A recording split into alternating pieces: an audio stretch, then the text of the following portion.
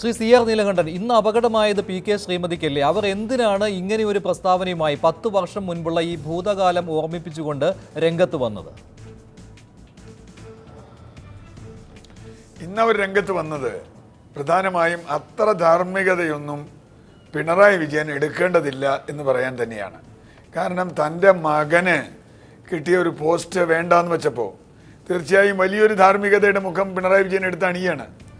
അത് വേണ്ട എന്ന് തന്നെയാണ് ശ്രീമതി ടീച്ചർ എന്ന് പറഞ്ഞത്. കാരണം അതെങ്ങനെ വന്നാൽ ജയരാജൻ അവർക്ക് വളരെ വേണ്ടപ്പെട്ട ആളാണ്, ബന്ധുവാണ്, ശ്രീമതി ടീച്ചർക്കും ഒരുപോലെ ദോഷകരമാവും. അപ്പം ജയരാജനെ രക്ഷിക്കേണ്ട ഒരു ചുമതല, ധാർമ്മികമെന്ന് ഞാൻ പറയണില്ല, ഒരു കുടുംബപരമായ ചുമതലയെങ്കിലും ശ്രീമതി ടീച്ചർക്കുണ്ട്. ഇനി ഈ പറഞ്ഞ പോലെ വലിയ അത്ഭുതമൊന്നും 14-ാം തീയതി ഉണ്ടാവില്ല. ഇപ്പം ശ്രീമതി ടീച്ചറുടെ വിഷയം 10 വർഷം മുമ്പ് ഉണ്ടായി. അന്ന് പാർട്ടി തെറ്റിദ്ധരുത്തിയ പാർട്ടി, ആ പാർട്ടിയുടെ 2 കേന്ദ്ര നേതാക്കന്മാർ, കേന്ദ്ര കമ്മിറ്റി അംഗങ്ങൾ പ്ലീനത്തിന് ശേഷം ആണ് ഈ കാര്യം ചെയ്യുന്നതെന്ന് കൂടി ആലോചിക്കുക.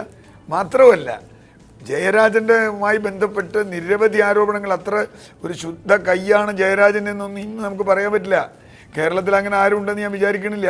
ഏതെല്ലാം വിഷയങ്ങളിൽ, ഇപ്പം സാന്റിയാഗോ മാർട്ടിൻ മുതൽ ചാക്ക് രാധാകൃഷ്ണൻ വരെ നിരവധി വിഷയങ്ങളിൽ ജയരാജനുമായി ബന്ധപ്പെട്ട ആരോപണങ്ങളുണ്ട്.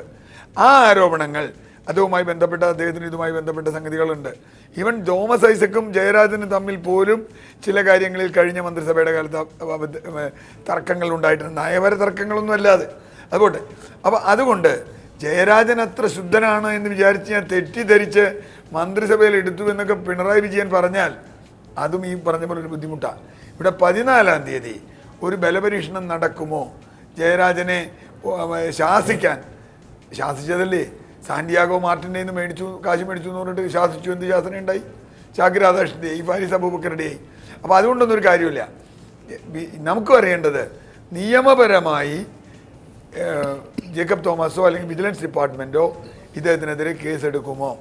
ആ കേസ് നിയമപരമായി വാദിക്കപ്പെടുമോ? അങ്ങനെയാണെങ്കിൽ ശിക്ഷിക്കപ്പെടുമോ? അല്ലാതെ പാർട്ടി എന്ത് തീരുമാനിച്ചാലൊന്നും നാട്ടുകാർക്ക് യാതൊരു വിരോധം അക്കാര്യത്തിലില്ല. പാർട്ടിയുടെ തീരുമാനമൊക്കെ പലതും നമ്മൾ കണ്ടിട്ടുണ്ട്, അത് പോയിട്ടുണ്ട്.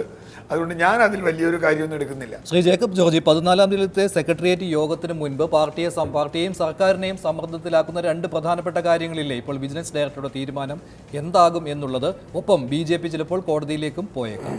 അല്ല, കോടതിയിലൊക്കെ പോകാം, BJP മാത്രമല്ല വേറെ ആരെങ്കിലും പോകാം. പക്ഷേ ഇതിനകത്ത് ധാർമ്മികത മാത്രമല്ല നിയമപ്രശ്നവും. നേരത്തെ CR പറഞ്ഞതുപോലെ അത് ഗവൺമെൻറ് പരിഗണിക്കേണ്ടതുണ്ട്, പാർട്ടി നേതൃത്വം പരിഗണിക്കേണ്ടതുണ്ട്. അതിനകത്ത് ഈ പറഞ്ഞതുപോലെ എനിക്ക് തോന്നുന്നില്ല CR പറഞ്ഞതുപോലെ ശ്രീമതി ടീച്ചർ പിണറായി വിജയനെയോ പാർട്ടി നേതൃത്വത്തെയോ വെല്ലുവിളിക്കാൻ തയ്യാറാകും, അതിന് മാത്രം കരുത്ത് കാട്ടും എന്നെനിക്ക് തോന്നുന്നില്ല.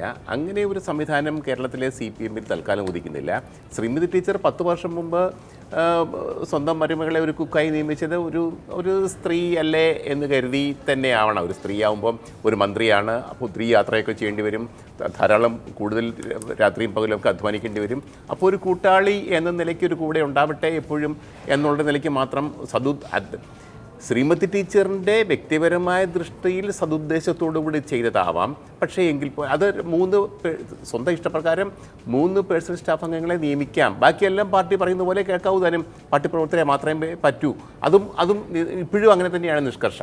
അപ്പോൾ അങ്ങനെ വരുമ്പോഴത്തേക്ക് അതിൻ്റെ പേരിൽ വെല്ലുവിളിക്കാൻ ശ്രീമതി ടീച്ചറിന് പാർട്ടി നേതൃത്വത്തെയും പ്രത്യേകിച്ച് മുഖ്യമന്ത്രി പിണറായി വിജയനെയും വെല്ലുവിളിക്കാൻ തയ്യാറാവുന്നില്ല. ഫേസ്ബുക്ക് പോസ്റ്റ് അധികം വൈകാതെ പിൻവലിച്ചത് അത് തന്നെയാണ്. മുഖ്യമന്ത്രി ഒന്ന് ബലം പിടിച്ചപ്പോഴത്തേക്ക് ആ പോസ്റ്റും കാണാതെയായി. പക്ഷേ 14-ാം തീയതി ഒരു പക്ഷേ അതിനു മുമ്പ് തന്നെ CPM നേതൃത്വം കർശനവും ശക്തവുമായ നിലപാടുകൾ എടുക്കുമെന്ന് തന്നെയാണ് ഇപ്പോഴത്തെ സൂചന.